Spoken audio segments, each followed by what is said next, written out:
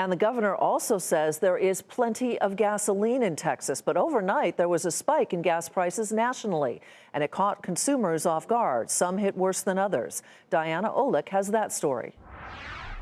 Most Americans have been watching closely the disaster unfolding in Houston, but few, it seems, have been tracking its effect at their own gas stations. You didn't even notice prices went up.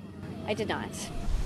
Disruptions at flooded Texas oil refineries are rippling through the nation's fuel lines, inflating prices at the pump.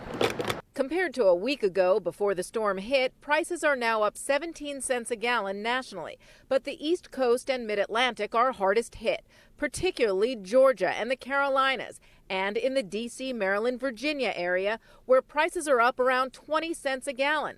That's because the Colonial Pipeline from Houston to New Jersey is running at reduced capacity. In California, which has its own refineries, prices are only up around 6 cents a gallon, less to do with Harvey and more about overall low supply nationally. While some didn't notice the jump on the price boards, they are suddenly rethinking their budgets. Yes, definitely. Probably have to cut back in a few other areas. Like what? Eating out, things like that.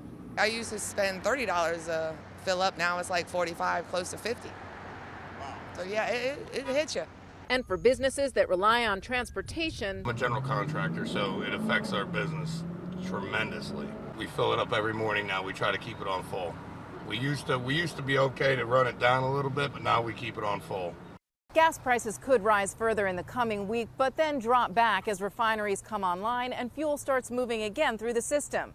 That is, unless another hurricane named Irma should cause trouble in other spots where fuel is processed or shipped. For Nightly Business Report, I'm Diana Olick in Washington.